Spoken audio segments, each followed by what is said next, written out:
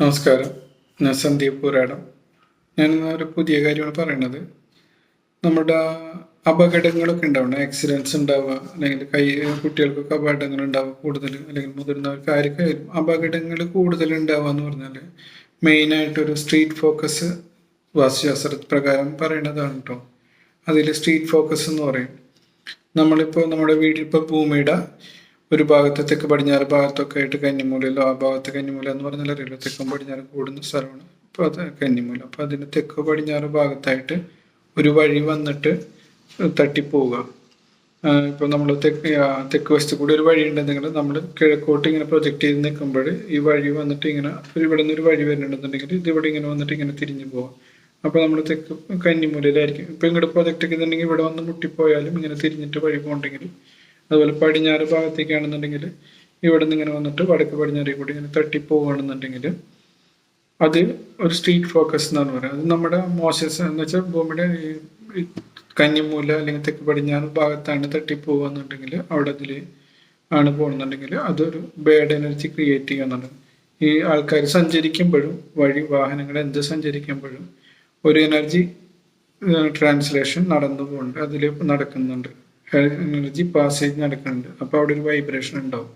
ആ വൈബ്രേഷൻ മോശം ഭാഗത്ത് കൂടിയാണ് വരുന്നതെന്നുണ്ടെങ്കിൽ, മോശം ഭാഗത്താണ് അത് വരുന്നതെന്നുണ്ടെങ്കിൽ നമുക്കത് തെക്ക് പടിഞ്ഞാറ് ഭാഗം മോശം എന്നല്ല, അത് നല്ല ഭാഗം കൂടെയാണ്. അത് വേണ്ട വിധത്തിൽ ഉപയോഗിച്ചാൽ അത് സമൃദ്ധി തരുന്ന ഭാഗമാണ്. നല്ല ബലപ്പെട്ട് ഉപയോഗിച്ചിട്ടുണ്ടെങ്കിൽ അത് നല്ലതാണ്. പക്ഷെ അവിടെ ഒരു സ്ട്രീറ്റ് ഫോക്കസ് ആണ് വരുന്നതെന്നുണ്ടെങ്കിൽ അത് ഭയങ്കരമായിട്ടുള്ള അപകടങ്ങൾ, ആക്സിഡൻസ് ഒക്കെ ഉണ്ടാക്കാൻ ചാൻസ് കൂടുതലാണ് അങ്ങനെയുള്ള വീടുകളിൽ. അവിടുത്തെ കുട്ടി അശ്രദ്ധമായിട്ട് പെട്ടെന്ന് തന്നെ അപകടം എന്ന് വെച്ചാൽ അശ്രദ്ധയാണ്. നമ്മൾക്ക് ഉണ്ടാകുന്ന ഒരു നിമിഷത്തെ അശ്രദ്ധ മതി നമുക്കൊരു അപകടം ഉണ്ടാക്കാൻ വേണ്ടിയിട്ട്. അപ്പം അങ്ങനെയുള്ള അപകടങ്ങൾ ഉണ്ടാക്കാൻ ചാൻസ് ഉണ്ട്. അപ്പോൾ ഇത് മെയിനായിട്ട് എന്ന് പറഞ്ഞാൽ മുമ്പ് സൈറ്റുകളിലൊക്കെ പോകുമ്പോൾ പല സ്ഥലങ്ങളിൽ കാണാറുണ്ട്. അപ്പം ഞാൻ അതിനുള്ള കറക്ഷൻസ് ചെയ്തു കൊടുത്തിട്ട് അത് പറഞ്ഞു കൊടുക്കാറുണ്ട്.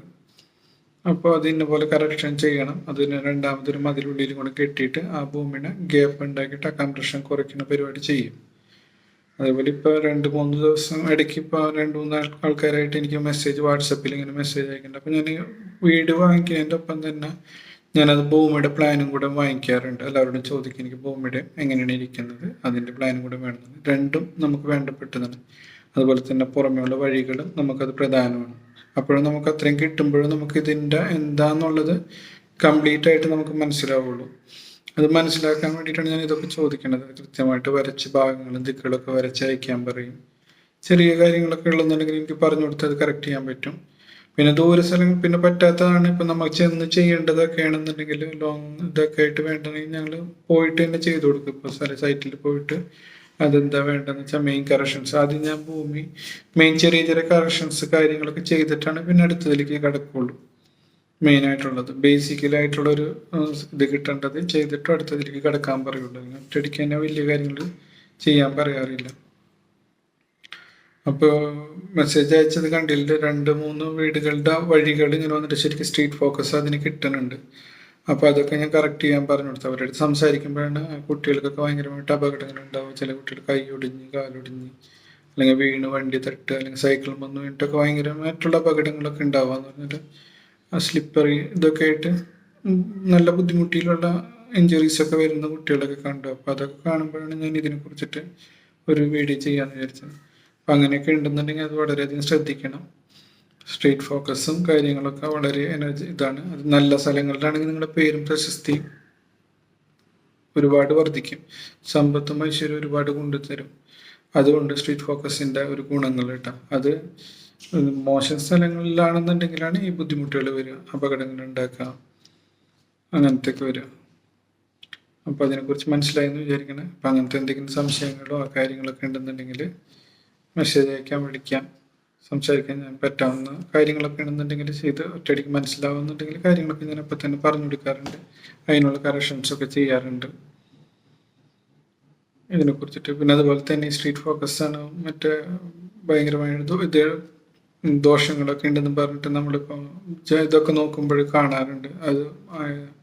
അതിലങ്ങനത്തെ ദോഷങ്ങളുണ്ട്, ഇന്ന ദോഷങ്ങളൊക്കെ ഉണ്ട്. അതൊക്കെ നമ്മളിപ്പോൾ ഒരു ചെറിയൊരു വേലി കെട്ടി കഴിഞ്ഞിട്ടുണ്ടെങ്കിലും അല്ലെങ്കിൽ ഒരു തടി ഇട്ടിട്ട് അത് നമുക്ക് മാറ്റി ക്ലിയർ ചെയ്ത് കൊടുക്കാൻ പറ്റും. അതൊക്കെ അത് അറിഞ്ഞ് അത് കൃത്യമായിട്ട് നമുക്കത് കണ്ട് മനസ്സിലാക്കി കഴിഞ്ഞിട്ടുണ്ടെങ്കിൽ എന്ത് പ്രശ്നം ഉണ്ടെങ്കിലും നമുക്കത് തീർക്കാൻ പറ്റും. വളരെ അപൂർവം വീടുകളാണ് നമുക്കൊന്നും ചെയ്യാൻ പറ്റാത്തതുള്ളൂ. അതുപോലെ പിന്നെ നമ്മൾ അതുപോലെ പറഞ്ഞിട്ടൊന്നും കാര്യമില്ല. അപ്പൊ അവരോടത് അല്ലെങ്കിൽ അത്രയും ബുദ്ധിമുട്ടായിട്ട് ഇങ്ങനെ ചെയ്യണം. വളരെ അപൂർവമുള്ളൂ കേട്ടോ അങ്ങനത്തെ വീടുകളൊക്കെ. അങ്ങനെ ഞാൻ പറയും ഫലം കിട്ടില്ല കേട്ടോ പൂർണ്ണമായിട്ടും. ചെറിയൊരു ഇത് മാത്രം കിട്ടുള്ളൂ എന്ന് പറയും, ഗുണമുണ്ടാവും. ബാക്കി ഒരുവിധം വീടുകളൊക്കെ നമുക്ക് കറക്റ്റ് ചെയ്താൽ ക്ലിയർ ചെയ്തെടുക്കാൻ പറ്റും. അപ്പോൾ ഈ സ്ട്രീറ്റ് ഫോക്കസിനെ കുറിച്ചിട്ട് പറയാൻ വേണ്ടിയിട്ടാണ് ഞാൻ വീഡിയോ ചെയ്തത്. അപ്പോൾ അതിനെ കുറിച്ചിട്ട് മനസ്സിലായിട്ടുണ്ടാവുമെന്ന് വിചാരിക്കുന്നു. എല്ലാവർക്കും ഒരു ഐഡിയ കിട്ടിയെന്ന് വിചാരിക്കുന്നു. നിങ്ങൾ ഉണ്ടെങ്കിൽ വിളിക്കുക, മെസ്സേജ് അയക്കാം. നന്ദി, നമസ്കാരം.